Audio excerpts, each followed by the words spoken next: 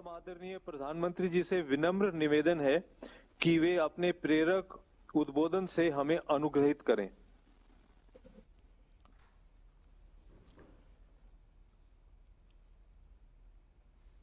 कार्यक्रम के शुरुआत में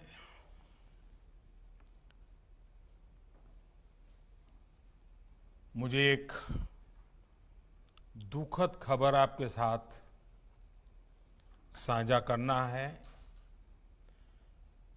बिहार के दिग्गज नेता श्रीमान रघुवर प्रसाद सिंह वे अब हमारे बीच नहीं रहे हैं। मैं उनको नमन करता हूं। रघुवंश बाबू के जाने से बिहार और देश की राजनीति में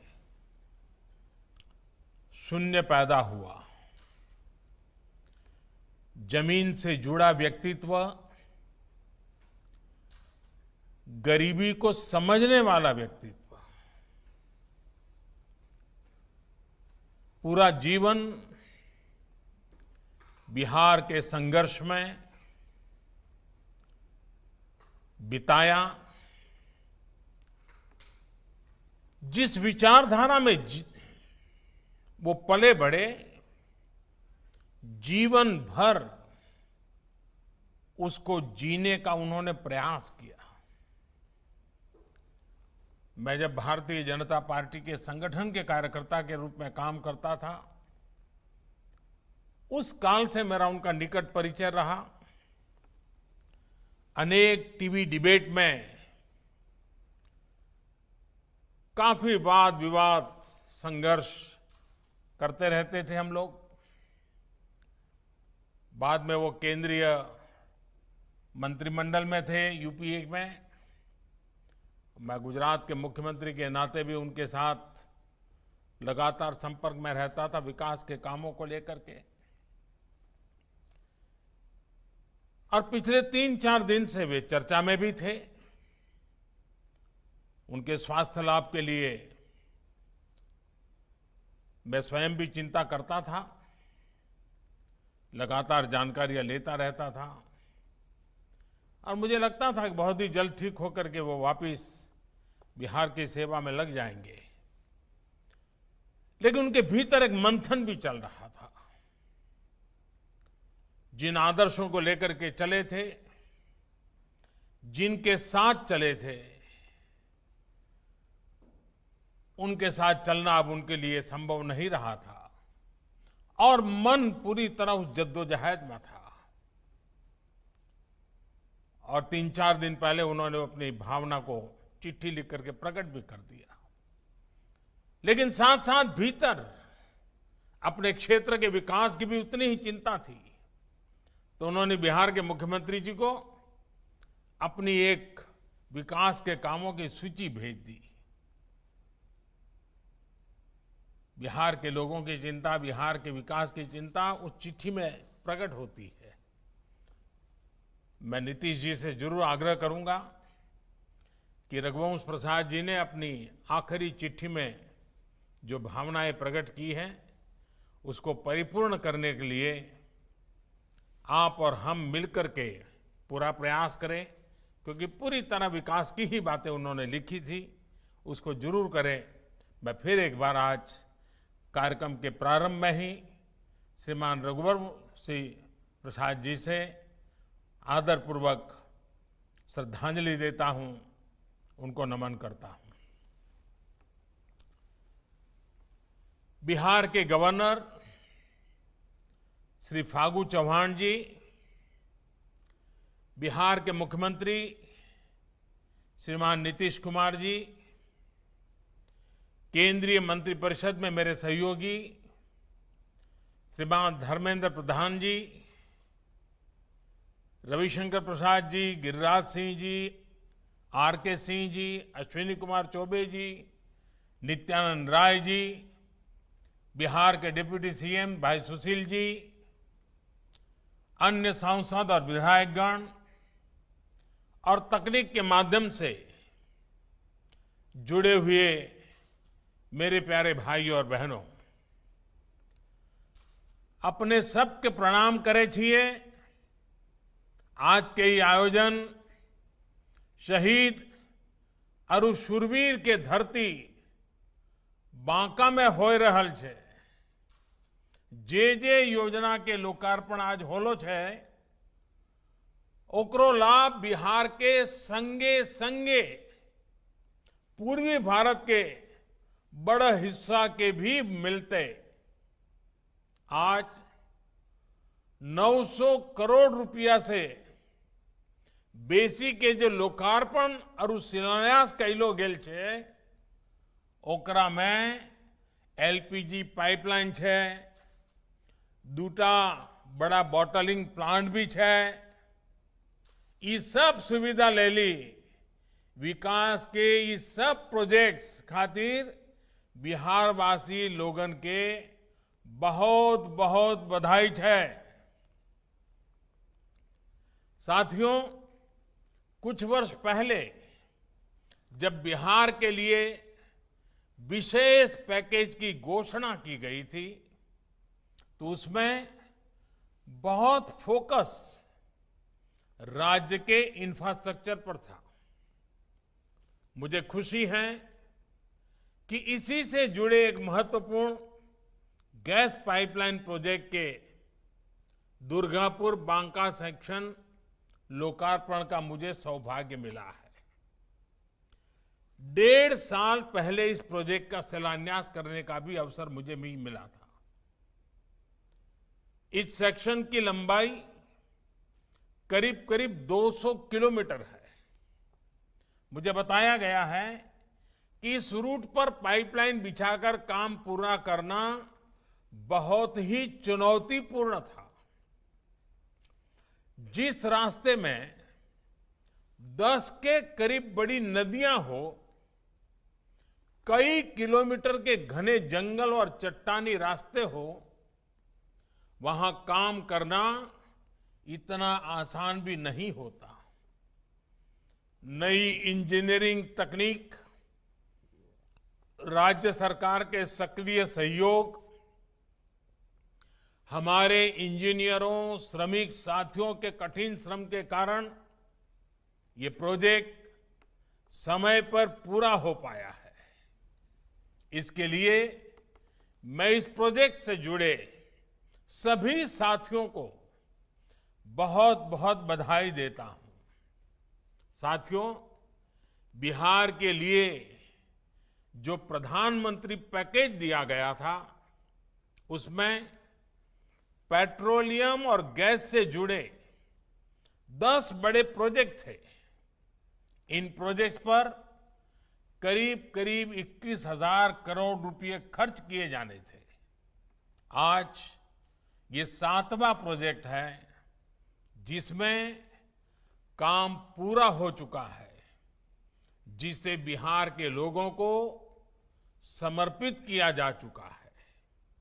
इससे पहले पटना एलपीजी प्लांट के विस्तार और स्टोरेज कैपेसिटी बढ़ाने का काम हो, पूर्णिया के एलपीजी प्लांट का विस्तार हो, मुजफ्फरपुर में नया एलपीजी प्लांट हो, ये सारे प्रोजेक्ट पहले ही पूरे किए जा चुके हैं। जगदीशपुर हल्दिया पाइपलाइन प्रोजेक्ट का जो हिस्सा बिहार से गुजरता है, उस पर भी काम पिछले साल मार्च में ही समाप्त कर लिया गया है। मोतिहारी अमलेखगंज पाइपलाइन पर भी पाइपलाइन से जुड़ा काम पूरा कर लिया गया है। अब देश और बिहार उस दौर से बाहर निकल रहा है जिसमें एक पीढ़ी काम शुरू होते देखती थी और दूसरी पीढ़ी उसे पूरा होते हुए नए भारत, नए बिहार की इसी पहचान, इसी कार्य संस्कृति को हमें और मजबूत करना है। और निश्चित तौर पर इसमें नीतीश जी की भी बहुत बड़ी भूमिका है। मुझे विश्वास है कि ऐसे ही निरंतर काम करके हम बिहार और पूर्वी भारत के विकास पथ पर ले जा सकते हैं।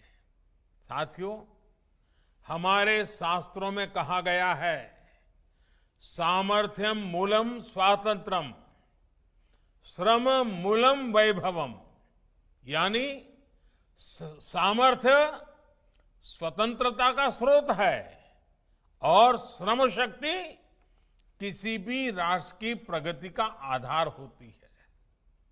बिहार सहित पूर्वी भारत में ना तो सामर्थ्य की कमी है और ना ही प्रकृति ने यहां संसाधनों की कमी रखी है।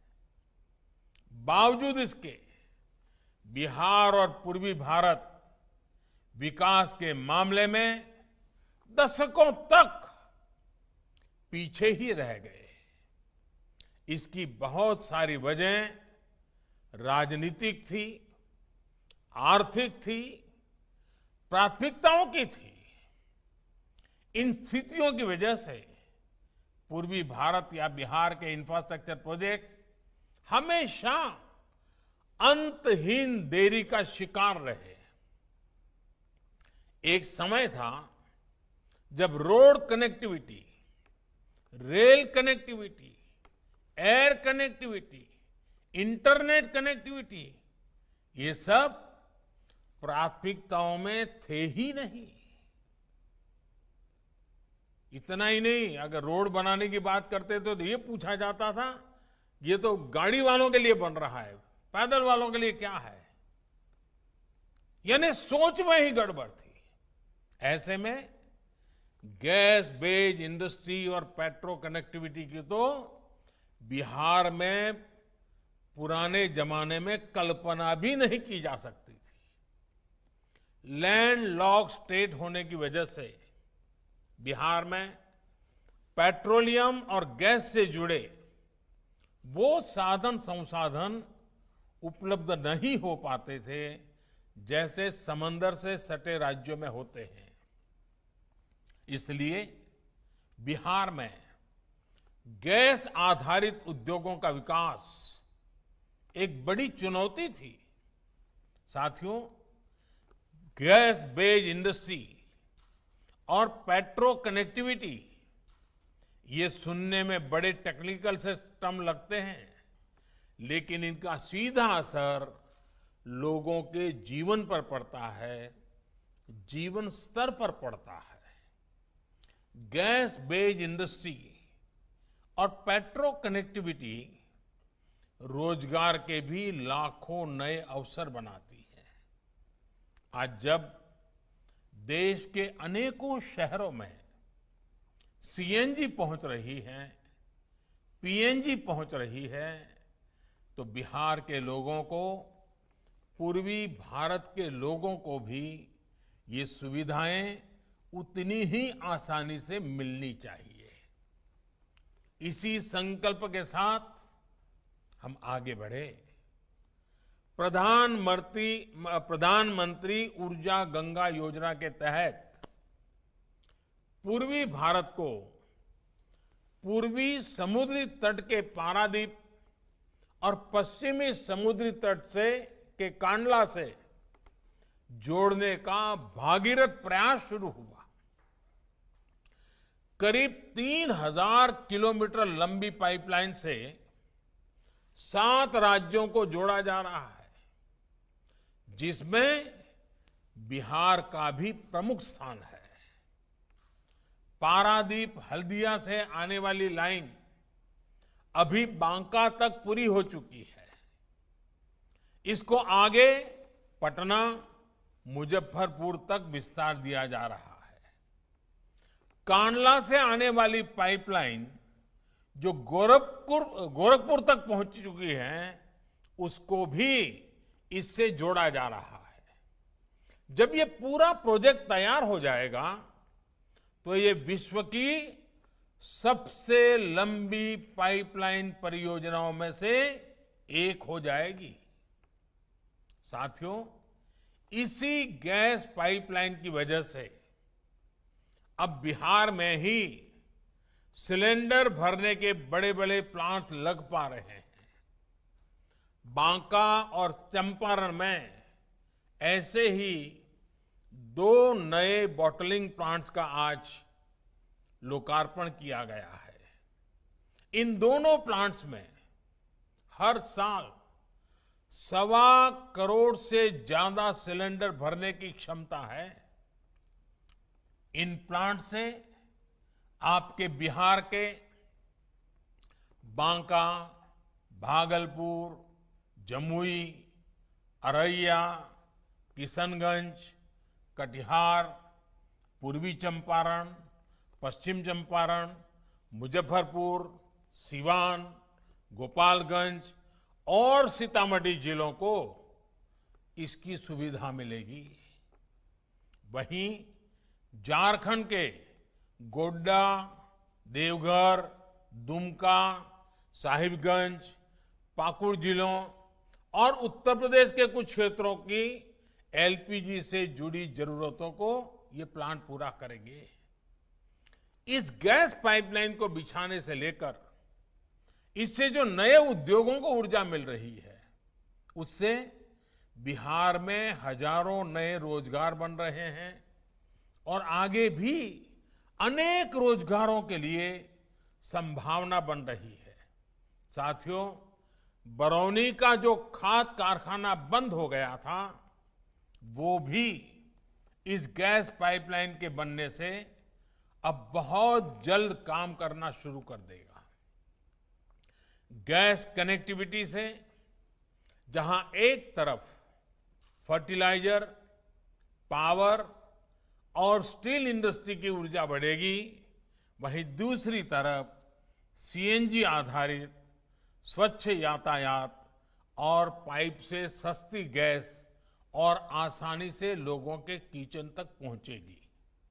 इसी कड़ी में आज बिहार और झारखंड के अनेक जिलों में पाइप से सस्ती गैस देने की शुरुआत हुई है।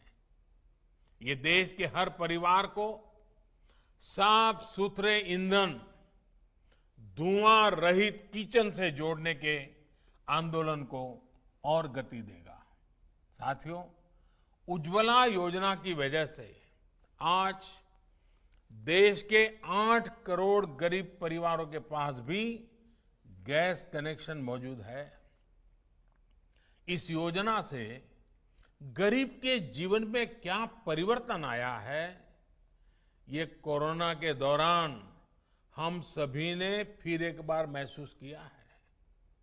अब कल्पना कीजिए, जब घर में रहना जरूरी था, तब अगर इन 8 करोड़ परिवारों के साथियों को, हमारी बहनों को लकड़ी या दूसरा ईंधन जुटाने के लिए घर से बाहर निकलना पड़ता, तो क्या स्थिति होती।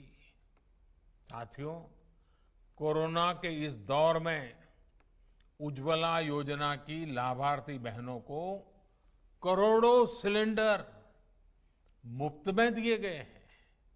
इसका लाभ बिहार की भी लाखों बहनों को हुआ है, लाखों गरीब परिवारों को हुआ है। मैं पेट्रोलियम और गैस से जुड़े विभाग और कंपनियों के साथ साथ डिलीवरी से जुड़े उन लाखों साथियों को भी, उनको कोरोना वॉरियर्स की प्रशंसा करता हूं। ये वो साथी हैं जिन्होंने इस संकट के दौरान भी लोगों के घरों में गैस की कमी नहीं होने दी और आज भी संक्रमण के खतरों के बावजूद सिलेंडर की सप्लाई को बनाए हुए है। साथियों, एक समय था जब पूरे देश में और बिहार में एलपीजी गैस कनेक्शन होना मतलब कि बड़े संपन्न लोग हैं, ये इसकी निशानी होता था। ये माना जाता था कि भाई गैस कनेक्शन है, मतलब आप बड़े लोग हैं। एक एक गैस कनेक्शन के लोगों को सिफारिशें लगानी पड़ती थी। एमपी साहब के घर के बाहर कतार लग जाती थी। जिसके घर गैस होती थी, वो माना जाता था कि बहुत बड़े रईस, बहुत बड़े घर परिवार से हैं। जो समाज में हाशिए पर थे, पीड़ित थे, वंचित थे, पिछड़े थे, अति पिछड़े थे, उन्हें कोई पूछता ही नहीं था। उनके दुख, उनकी तकलीफों को देखकर भी नजरअंदाज कर दिया जाता था। लेकिन बिहार में अब ये अवधारणा बदल चुकी है। उज्ज्वला योजना के माध्यम से ही बिहार के करीब करीब 1.25 करोड़ गरीब परिवारों को गैस का मुफ्त कनेक्शन दिया गया है। घर में गैस कनेक्शन ने बिहार के करोड़ों गरीबों का जीवन बदल दिया है। अब वो अपनी शक्ति खाना बनाने के लिए लकड़ी के इंतजाम में नहीं, बल्कि खुद को आगे बढ़ाने में लगा रहा है। साथियों, जब मैं कहता हूं कि बिहार देश की प्रतिभा का पावर हाउस है, ऊर्जा केंद्र है, तो ये कोई अतिशयोक्ति नहीं होगी। बिहार के युवाओं की, यहां की प्रतिभा का प्रभाव चारों तरफ है, सब जगह है। भारत सरकार में भी बिहार के ऐसे कितने ही बेटे बेटियां हैं जो देश की सेवा कर रहे हैं, दूसरों के जीवन में सकारात्मक बदलाव ला रहे हैं। आप किसी भी आईआईटी में चले जाइए, वहां भी बिहार की चमक दिखेगी। किसी और संस्थान में चले जाइए, आंखों में बड़े बड़े सपने लिए, देश के लिए कुछ कर गुजरने का जज्बा लिए बिहार के बेटे बेटियों सब जगह कुछ न कुछ हटकर कर रहे हैं। बिहार की कला, यहां का संगीत, यहां का स्वादिष्ट खाना, इसकी तारीफ तो पूरे देश में होती ही है। आप किसी दूसरे राज्य में भी चले जाइए, बिहार की ताकत, बिहार की टैलेंट, बिहार का श्रम की छाप आपको हर राज्य के विकास में दिखेगी। बिहार का सहयोग सबके साथ है। यही तो बिहार है, यही तो बिहार की अद्भुत क्षमता है। इसलिए ये हमारा भी कर्तव्य है, और मैं तो कहूंगा कि कहीं न कहीं हमारे ऊपर बिहार का कर्ज है कि हम बिहार की सेवा करें। हम बिहार में ऐसा सुशासन रखें जो बिहार का अधिकार है। साथियों, पिछले 15 सालों में बिहार ने ये दिखाया भी है कि अगर सही सरकार हो, सही फैसले लिए जाए, स्पष्ट नीति हो, तो विकास होता है और हर एक तक पहुंचता भी है। हम बिहार के हर एक सेक्टर के विकास को आगे बढ़ा रहे हैं, हर एक सेक्टर की समस्याओं के समाधान का प्रयास कर रहे हैं, ताकि बिहार विकास की नई उड़ान भरे, उतनी ऊंची उड़ान भरे जितना ऊंचा बिहार का सामर्थ्य है। साथियों, बिहार में कुछ लोग कभी ये कहते थे कि बिहार के नौजवानों पढ़ लिख कर क्या करोगे, उन्हें तो खेत में ही काम करना है। ऐसी सोच ने बिहार के प्रतिभाशाली युवाओं के साथ बहुत अन्याय किया। इसी सोच की वजह से बिहार में बड़े शिक्षण संस्थानों को खोलने के लिए ज्यादा काम ही नहीं किया गया था। नतीजा ये हुआ कि बिहार के नौजवान बाहर जाकर पढ़ाई करने के लिए, नौकरी करने के लिए मजबूर हो गए। साथियों, खेत में काम करना, खेती किसानी बहुत परिश्रम और गौरव का काम है, लेकिन युवाओं को दूसरे मौके न देना, न ऐसी व्यवस्थाएं बनाना, ये भी तो सही नहीं था। आज बिहार में शिक्षा के बड़े बड़े केंद्र खुल रहे हैं। अब agriculture college, medical college, engineering कॉलेजों की संख्या बढ़ रही है। अब राज्य में IIT, IIM, triple IT Bihar के नौजवानों के सपनों को ऊंची उड़ान देने में मदद कर रहे हैं। नीतीश जी के शासन में इसके दौरान बिहार में 2 केंद्रीय विश्वविद्यालय, एक आईआईटी, एक आईआईएम, एक निफ्ट, एक नेशनल लॉ इंस्टीट्यूट जैसे अनेकों बड़े संस्थान खुले हैं। नीतीश जी के प्रयासों के चलते आज बिहार में पॉलिटेक्निक संस्थानों की संख्या भी पहले के मुकाबले 3 गुना से ज्यादा हो गई है। स्टार्टअप इंडिया, मुद्रा योजना, ऐसी योजनाओं ने बिहार के नौजवानों को स्वरोजगार के लिए जरूरी राशि मुहैया कराई है। सरकार का प्रयास ये भी है कि जिला स्तर पर कौशल केंद्रों के माध्यम से बिहार के नौजवानों को स्किल बढ़ाने की ट्रेनिंग दी जा सके। साथियों, बिहार में बिजली की क्या स्थिति थी, ये भी जग जाहिर है। गांवों में 2-3 घंटे बिजली आ गई तो भी बहुत माना जाता था। शहर में रहने वाले लोगों को भी 8-10 घंटे से ज्यादा बिजली नहीं मिलती थी। आज बिहार के गांवों में, शहरों में बिजली की उपलब्धता पहले के मुकाबले कहीं ज्यादा हुई है।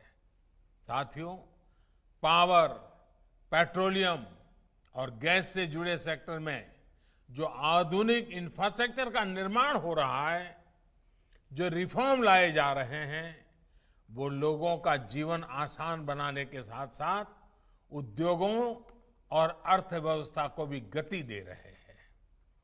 कोरोना के इस कालखंड में अब एक बार फिर पेट्रोलियम से जुड़े इंफ्रास्ट्रक्चर के कार्यों ने गति पकड़ ली है।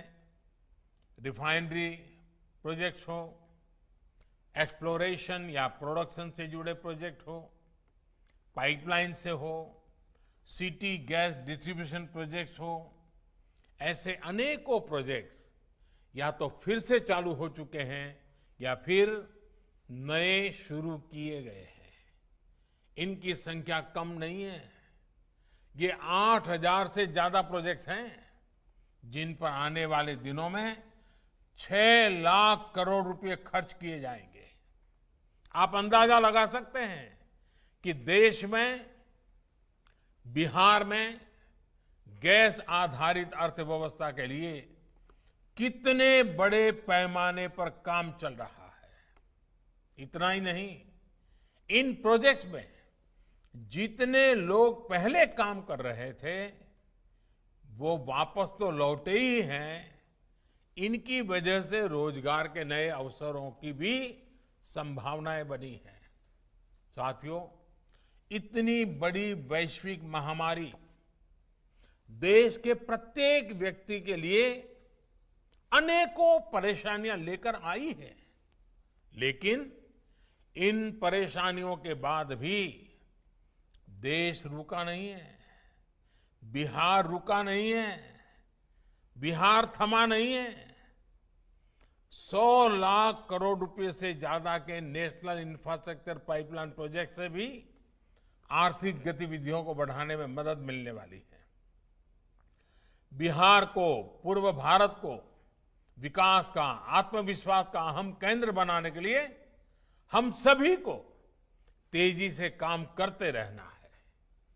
इसी विश्वास के साथ सैकड़ों करोड़ की सुविधाओं के लिए